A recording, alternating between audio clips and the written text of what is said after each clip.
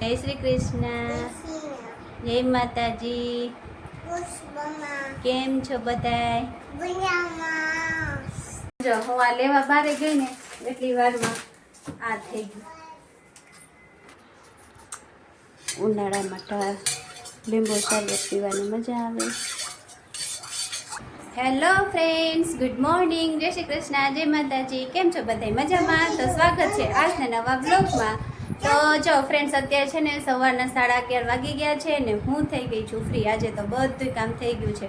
અમે ચીકુભાઈને નવરાવી દીધું છે. આજ તો છે ને ઘરની થોડીક સાફ સફાઈ કરી હતી એટલે બ્લોગ ચાલુ કરી શકાણો નહીં વહેલો. જો અહીંયા ચીકુભાઈને ને ઉતાવળ થાય છે. જો હા બોલો બોલો, શું કહેતો હતો તું? હેલો ફ્રેન્ડ્સ કહેતો હતો ને, પછી ગુડ મોર્નિંગ, પછી બોલો જય શ્રી કૃષ્ણ, જય માતાજી. કેમ છો બધાય? પછી આજના નવા તો ચાલો ફ્રેન્ડ્સ, ચીકુભાઈએ છે ને તમને બધાને જય શ્રી કૃષ્ણ, ગુડ મોર્નિંગ કહી દીધું છે. અને હવે જો અત્યારે તો કંઈ કામ નથી, રાંધવાનું છે એટલે 11:30 થાય છે એટલે થોડીક વાર પછી છે ને હું રાંધીશ. 12 વાગશે ને ત્યારે. આજે તો કંઈ કરવાનું નથી, ઓલમોસ્ટ બધું રસોઈ થઈ ગઈ છે. શાક છે ને ટિફિનમાં સવારે જ કરી નાખ્યું હતું એટલે અત્યારે રોટલી જ ખાલી કરવાની છે. અને કારેલા થોડાક છે ને વઘારી સાઈડમાં ખાવા, કઠોળનું શાક છે ને એટલે આજે જો શાક મેં કર્યું છે.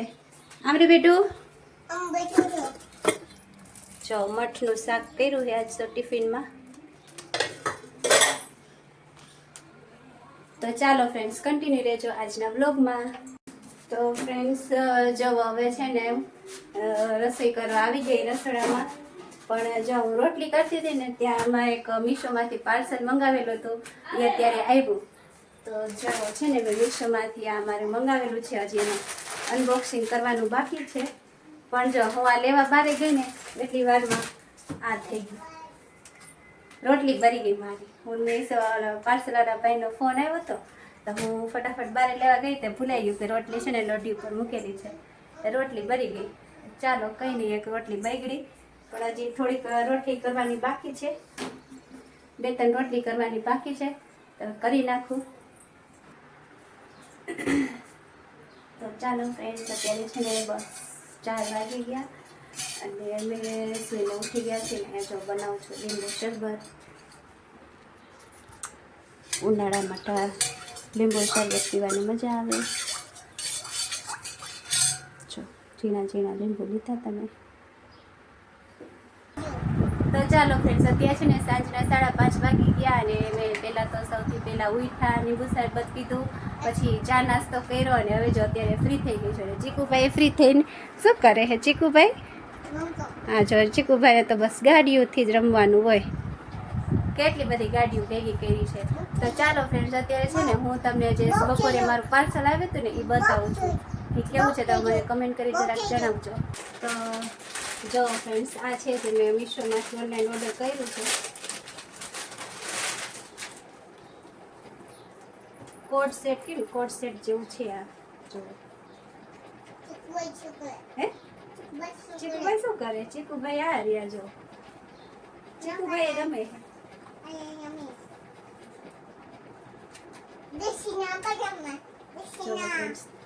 આ છે એનો. હા જો આ છે મેં જે કોટ સેટ ઓનલાઈન ઓર્ડર કર્યો.